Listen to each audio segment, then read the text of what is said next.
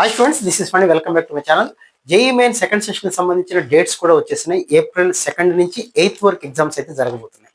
అయితే సక్సెస్ అంటే ఒక మంచి ర్యాంక్ తెచ్చుకోవటం అంటే తప్పులు చేయటం అనేది మానవ సహజం. కానీ వీలైనన్ని తక్కువ తప్పులు చేయగలిగిన వాడికే మంచి సక్సెస్ అనేది, మంచి పర్సెంటేజ్ అనేది, మంచి ర్యాంక్ రావడానికి అయితే అవకాశం ఉంది. అది తప్పులు చేసి జేఈ మెయిన్ ఫస్ట్ సెషన్ ఎవరైతే తప్పులు చేశారో చాలా టెన్షన్లో అవ్వచ్చు, రకరకాల కారణాల చేత దాన్ని వీలైనంతగా తగ్గించుకోమని, ఎలా తగ్గించుకోవాలి, ఏమేమి తప్పులు జనరల్గా చేస్తుంటారు చెప్పడం అనేది ఈ వీడియోలో ముఖ్య ఉద్దేశం. తప్పనిసరిగా నా ఛానల్ని సబ్స్క్రైబ్ చేసుకోండి, ఇది ఫ్రీ ఆఫ్ కాస్టే. అలాగే లైక్ చేయండి. అలాగే నా వాట్సాప్ ఛానల్ ఉంటుంది, లింక్ కింద డిస్క్రిప్షన్లో ఉంటుంది. ఈఏపీ సెట్ అవ్వచ్చు, లేకపోతే అడ్వాన్స్ క్రాష్ కోర్స్ అవ్వచ్చు, దానికి సంబంధించిన లింక్ కూడా కింద డిస్క్రిప్షన్లో చెక్ చేసుకోండి.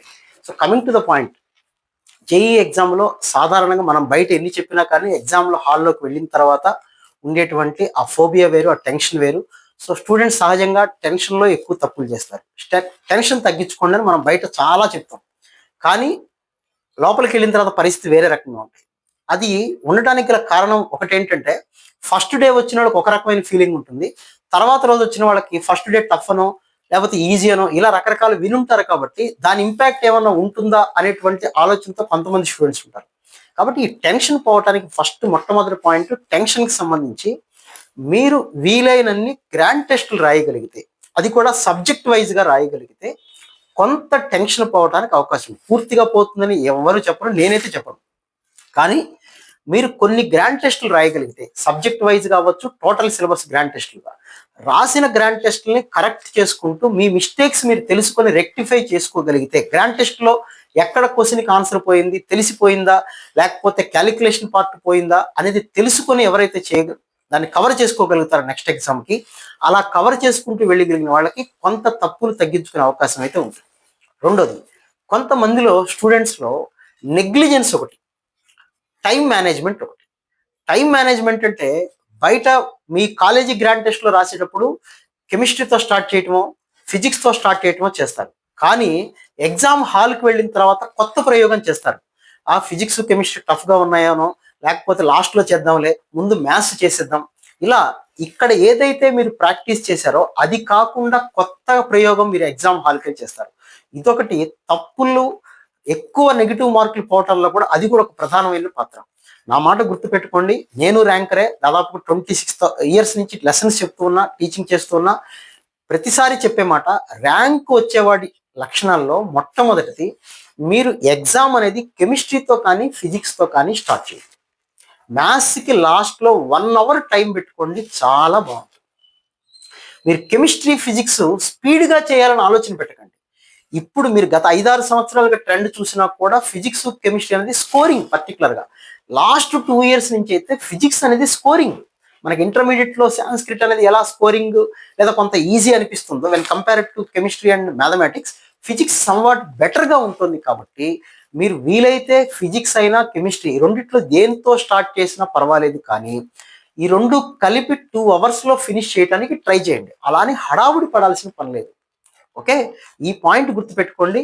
అలాగే మ్యాథమెటిక్స్కి 1 అవర్ టైం స్పెసిఫిక్గా లాస్ట్లో ఇవ్వగలిగితే, మ్యాథమెటిక్స్లో 15 క్వశ్చన్లు చేయగలిగిన, అంటే ఒక్కొక్క క్వశ్చన్కి 4 నిమిషాలు టైం మీరు కేటాయించినా మీకు డెఫినెట్గా 99% మ్యాథ్స్లో వచ్చేస్తుంది.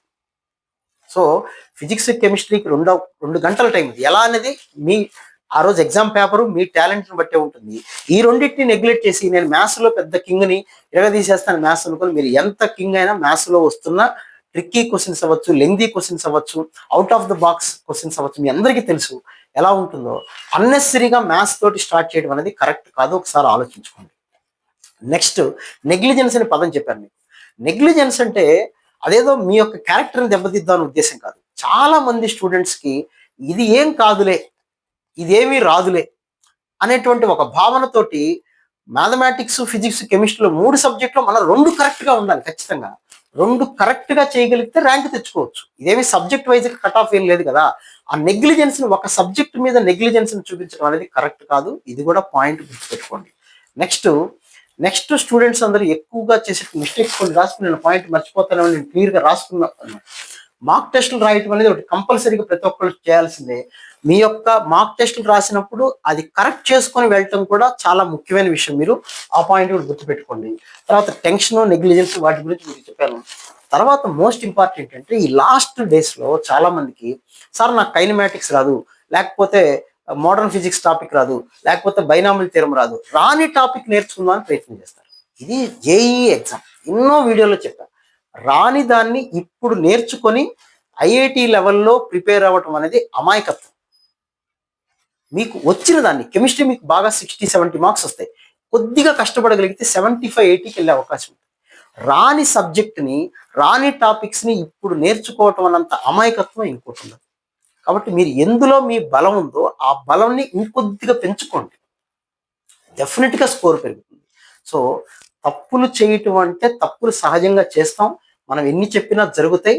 మార్క్ టెస్టులు రాయటం ద్వారా టెన్షన్ తగ్గించుకోవటం ద్వారా, సబ్జెక్ట్ మీద నెగ్లిజెన్స్ తగ్గించుకోవటం ద్వారా, ఎగ్జామ్ హాల్లో కొత్తగా ప్రయోగం చేయకపోవటం ద్వారా మనం వీలైనన్ని తక్కువ తప్పులు చేయొచ్చు. తక్కువ తప్పులు చేస్తే మంచి పర్సంటేజ్ రావటానికి అయితే అవకాశం ఉంటుంది. సో స్టూడెంట్స్ మాటలు గుర్తుపెట్టుకోండి, కాన్ఫిడెంట్గా ధైర్యంగా మీకు వచ్చింది కరెక్ట్గా చేయగలగటం నేర్చుకోండి. ప్రీవియస్ ఇయర్ క్వశ్చన్స్ చేయండి, పేపర్ మీద పెన్ను పెట్టి. అతిపెద్ద తప్పుల్లో ఇదే అతిపెద్ద తప్పు. చాలా మంది స్టూడెంట్స్ ఇప్పుడు చూస్తున్నారు కెమిస్ట్రీ, ఓకే, ఫిజిక్స్ చూడటం వచ్చేసింది నేను చేయగలను అనుకుంటున్నారు, కానీ పేపర్ మీద పెన్ను పెట్టి చేస్తేనే లాస్ట్ వరకు ఆన్సర్ వచ్చిందో లేదో తెలుస్తుంది. ఓకే, సో నేను పదే పదే చెప్పే మాట, 45 క్వశ్చన్స్ చేయగలిగిన 45 into 4 marks, 45 into 4 minutes, 180. So మీరు 45 క్వశ్చన్లు చేయగలిగితే 180 మార్క్స్ వస్తాయి, 99% గ్యారంటీగా వస్తుంది. 45 ఇంటూ 4 మినిట్స్, ఒక్కొక్క క్వశ్చన్ 4 నిమిషాల పాటు చేసినా కూడా వస్తుంది.